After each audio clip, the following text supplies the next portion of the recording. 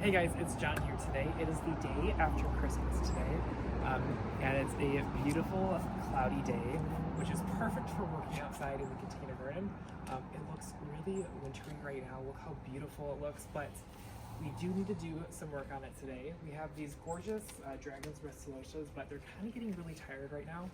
It's been kind of cold, so some of them don't look too good, but they're still hanging in there because we haven't had a frost yet. It is really late for us not to have a frost right now, so we're going to kind of bite the bullet and rip out all these Dragon's Breath Celotias because we need to get our spring plants planted. We need foxgloves in these containers so they can be really pretty later on this spring. We'll probably rip out these mahogany splendors hibiscus as well, just because we need the container space. We have one over there that we're going to try to overwinter in a container, but yeah, we're going to do some work down here. We're probably going to rip out some of these Alternatheras here too. We kind of have a few other things we'll clean up, so we're going to give you guys a quick before and after and show you guys what it looks like at the end. Kyle's doing a great job sweeping up the container. I think we're going to start to cut these Dragon's Breath Celotias right now and make a little pretty bouquet. Are you going to help us, Rosie? You going to help us? Yeah. We have some fir branches in our large vases, so we're going to grab a few smaller ones, fill these up with water, put the celotia in here. You helping us, Rosie? Bruce, that is not a water ball. Rosie. As Rose is drinking the water out of the vase, Kyle is chopping up this Dragon's Breath Celotia. We're saving all these beautiful stems and we're going to make a nice pretty bouquet out of them. And then we'll compost what's in there and then we'll replant it with something nice and pretty. You going to help us with that, Rosie? A lot of the celotias in the back are just super tired right now, but they kind of gave a really pretty texture in the garden. But now it's just time to redo it, plant something new. These kales, I forgot the name of this. I think it's like a red boar kale. I think it's a red boar kale, but it's a vegetable kale that I got just at the local nursery in the vegetable section, but it's been really pretty. I think it'll get darker too as the temperatures get a little bit colder this winter. It's been a really beautiful element in the garden. There's a smaller one over here too. Look at that. Isn't that pretty? It's gonna be really pretty with the paper whites behind it as well. And of course we have a ton of these ornamental cabbages, these white ones, just absolutely stunning. I think they go really well with these violas. This is a Marina Blue viola. Isn't that cute? And then I just picked up these dianthus. They were actually on the clearance rack at our local Lowe's, so I picked them up and they'll be blooming. There's a lot of fresh growth right here, so they'll be blooming a lot more, hopefully in no time. We've been collecting a lot of these Alternatheras as well. This was Plum Dandy. They looked absolutely beautiful in the fall garden in late summer as well. But again, they're looking really tired. So we've gotten quite a few cold nights, and a lot of these plants do not like the cold weather. So they get really sensitive to it and they just don't look good. We haven't gotten a frost to really take them out yet, but they're really tired. So that's what we mean by tired. They're just ready to be put to rest. And you can also, if you wanted to, you can take cuttings of this Alternathera and make more plants out of it. So we might actually take some cuttings and put them in our grow room so that we can get more of these beautiful plants for next year. We filled up those vases pretty quickly, so I actually just grabbed a bucket that we can fill up the rest of the celotias with. Okay, so Kyle just finished chopping her up. We got this beautiful bunch. We're gonna put that back in this bouquet, or in this bucket here. There we go. So we're gonna take this out, and there's probably a few more stems we'll save. Take this out and start planting up our beautiful foxgloves. Okay, so we need to grab our seedlings. We have the lavender foxgloves over here in the apricot. I think I'm gonna do the lavender ones over here. Yeah, I think we're gonna do lavender. We're gonna plant a few other colors as well. So since we just replaced all of the soil earlier on in the summer, we just emptied out half the pot. We're gonna put some fresh potting soil in here. We had this hooked up to irrigation, but we don't have it hooked up anymore right now. So we're probably gonna take this tubing right out of there. Okay, so we have our potting soil. This is just a organic potting soil. There we go. That we get from our local nursery.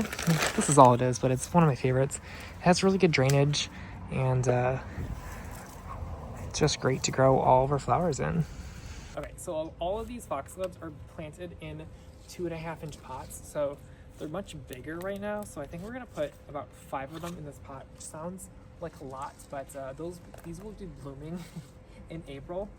So they don't need a lot of space. They're gonna grow out of this pot quite a bit, so they'll be growing very fast. So we're gonna put about 5 of them in here. I always put the smallest ones towards the front of the pot, just so it looks cohesive, like that. There we go. And these will get big and beautiful. These were the gorgeous Camelot lavender foxgloves that we had in here last year. They were one of my favorite flowers in the garden. In probably like March, April they bloomed, but they're gonna look glorious. We'll have beautiful primroses on here later on in the spring. So just imagine beautiful foxgloves with some gorgeous primroses on these benches. So we just finished potting up both of these planters with beautiful lavender foxgloves, and Kyle's still working on ripping out some of these containers. So while he's doing that, we're gonna pot up some beautiful muscari bulbs in some small terracotta pots so that they will be blooming later on this spring. These are some paperwhites too we gotta tuck in to the container garden. Grab some pots here.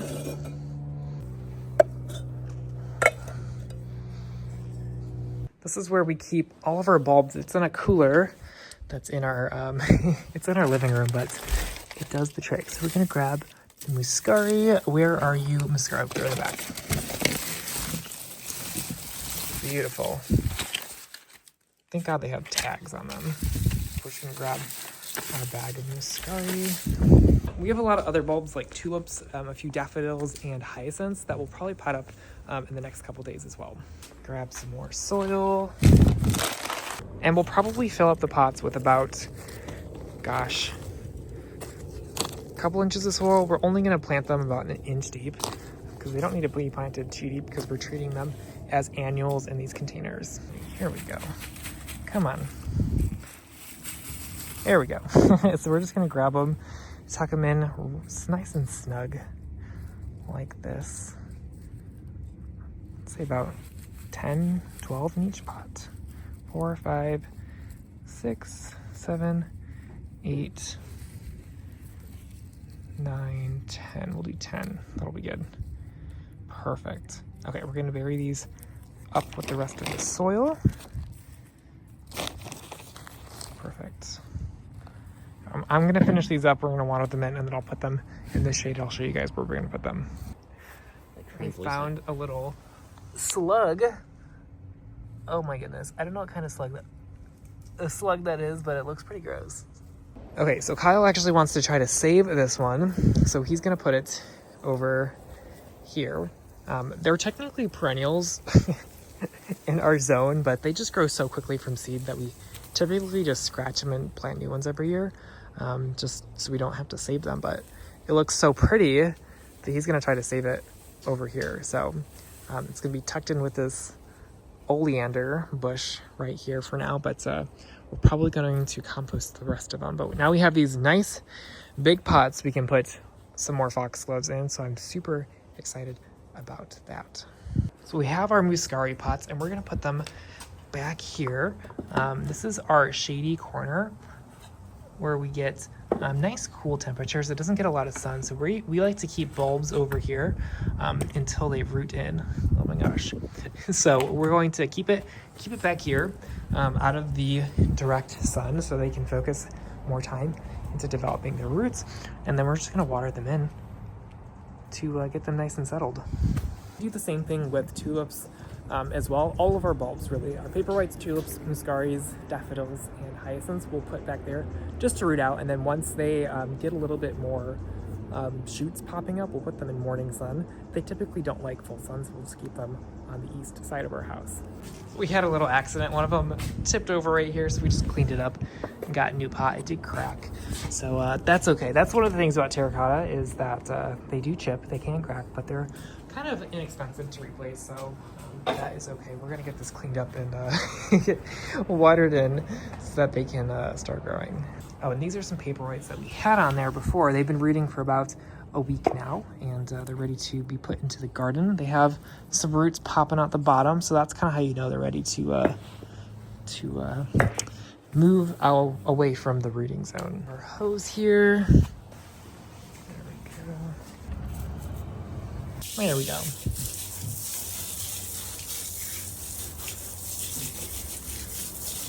Alrighty, good morning, you guys. We are back the next day. We finished up all of the pots for the container garden, and it looks so good. So I'm going to show you guys a quick tour of what the container garden looks like right now. Again, we have all of our paperwhites right here. So these will be blooming in just a couple weeks for us, but as you can see right here, they're all budded up.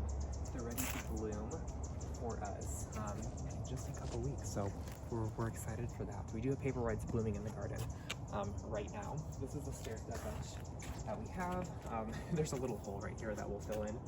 This quarter line is kind of a nice accent right here. We had this upstairs in our row room all summer, but it's finally outside now. It's kind of pushing out some new growth because some of the leaves got kind of burned from the summertime that we had. So over here, we have some really gorgeous roses that flank the sides right here. And then we have paperwhites around here. Look how gorgeous these paperwhites are. So we planted these about a month ago, and they are now starting to bloom. So again, we plant these probably every 2 weeks, just so we have a nice succession of blooms in the summer. Well, in the winter, you guys. We have our 3 cabbages here. This is the flat leaf white one with the pink center, gorgeous. This is the red one, and then the frilly white one. Someone told me it looks like cauliflower kale, and I love that term. Such a pretty texture, absolutely stunning. Then over on this side we have some dianthus. This is the neon purple dianthus. How gorgeous that is. It'll be blooming for us this summer. We grew this a lot when we had our cut flower garden field.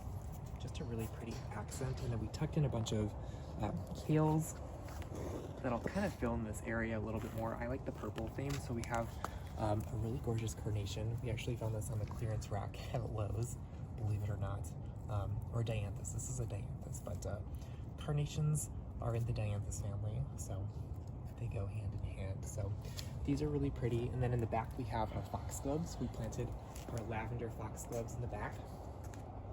These are all the Camelot lavender foxgloves. So they will be blooming, they're first year bloomers, so they'll be blooming in about March or April. They're gonna get nice and tall for us, give us some height back here, and they'll be so pretty. We have the mahogany splendors hibiscus in here, but we just needed to flip them for the springtime. We needed to get these in here so they could get established and grow a little bit before they bloom. But on these stair step benches, we have more of the same. We have the beautiful ornamental cabbages.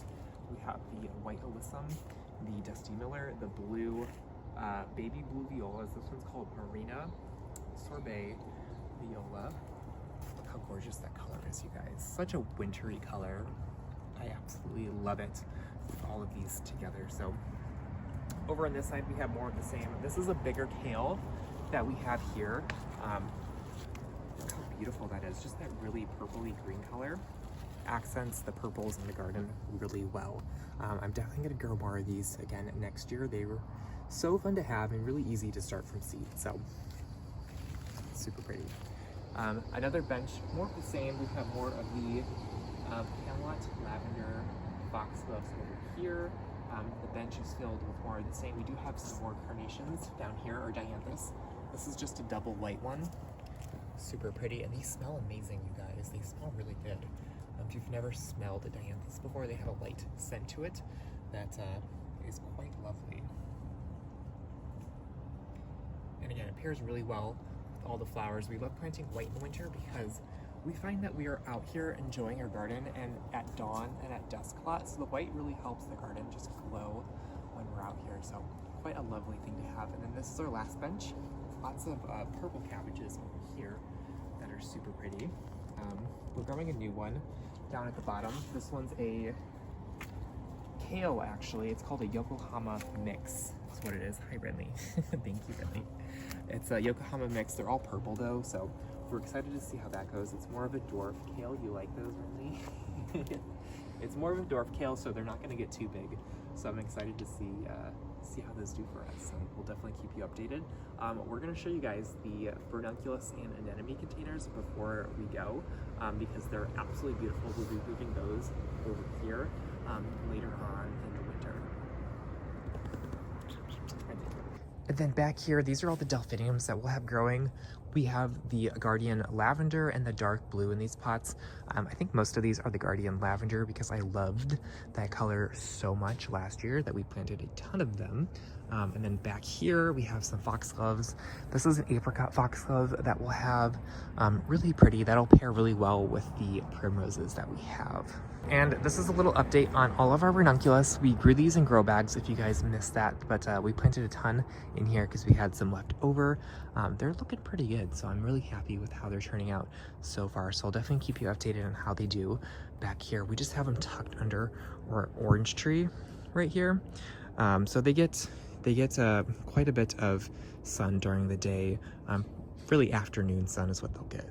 And then these are all of our ranunculus, and we have a few poppies over here too, but these are the chamallow ranunculus, the pink ones that we grew last year. Absolutely stunning. More of the chamallow down here.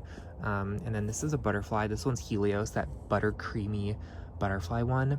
I loved this one. So there's 1, 2, 3, 4 in this pot. They get quite big, so they need a lot more space than a typical ranunculus does. More foxgloves back here. This is the pink panther. So this one will get a little bit more compact than the traditional one, but still absolutely stunning. Dwarf campanula, this is the pink one. We have the pink, we just had pink actually this year, but they're starting to bloom a little bit early, and I might just pinch them. I might do that right now so we don't forget, so that they bush out a little bit more and send out some more growth. These were so cute to have in the container garden last year. They got about, I don't know, about a foot tall, and they were just so cute. So I'm gonna pinch this one too. This is kind of what the blooms look like, but just imagine these teacup blooms in mass in this container. They were really cute to have. And more delphiniums over here. These are the dark blue ones. More butterfly ranunculus. This particular variety is the Thiva, which is that purple color. It's so fun because the leaves are actually much darker than the other butterfly ranunculus, so it's kind of fun to see what that looks like. This is a dwarf snapdragon called Tweeny Peach, just a really pretty short double snapdragon. I'm really excited to see how this grows. I've never grown this particular snapdragon before. And then over here we have our peach poppies. I love an Icelandic poppy, and the peach ones are always so fun to have in the garden, so we have 3 pots of those. And I have to show you the primroses because there's one that's just starting to bloom. Look at that. She's so pretty. So this is the apricot one. We have a lot of apricots that we still need to pot up. They'll be potted up like this to go on our stair step bench. This is the champagne. It's called Papadisio Double Champagne. Just a really pretty like champagne-y color. It's the new one we're planting this year. We've never grown this particular variety. We have these beautiful bunny ear violas. Ooh, we have a bud. We have a bud. These are always a spring favorite because they actually just look like bunny ears. Super, super cute. Love having them. And then over here, this is our crate experiment this year. So we're growing a lot of our ranunculus and anemones in crates as well. Just because we don't have our flower field, I thought I would just try growing them in this way because I had a ton of crates available. And they're growing really well. These are the ranunculus. The leaves look really healthy, so I'm excited to see how they grow. And of course the anemones, this is the, we have the Carmel white, the Carmel pink, we have pastel violet, and then we have the milky white as well. So really excited to see how these do for us. I think it was a right decision. We put them on these pieces of wood on top of bricks, and they seem to be doing really well this way. So I'm excited to see how these do for us. Then we have more primroses. This is the pink one that I do need to pot up more of. We're also testing out a new flower. This one's called Serena Planet Mix. It's a dwarf flower that's supposed to bloom in the springtime. It's supposed to, ooh, I see a bud. I see a bud on there. So that's exciting. We'll see how these do. We need to pot them up. We need to pot more of them up. Ooh, we have an anemone bud. Look how it's probably really stressed right now, but we need to plant her up. But this is how we pre-sprout all of our ranunculus and anemones. We have these 50 count trays that we plant them all in. You can see the corms right here, actually, that we plant them in until they get roots, and then we will plant them out into the garden, into containers, into customers' gardens. We sell some plugs too. Look at that. There's no foliage on that one, but it's totally rooted out. So that is what that looks like for us and how we pre-sprout them. Anyways, you guys, thanks for hanging out with us today. I appreciate you guys for watching our video, and we'll see you in the next one. So I will link all of our social links down below in case you guys missed it, and I hope you guys have a great rest of your day.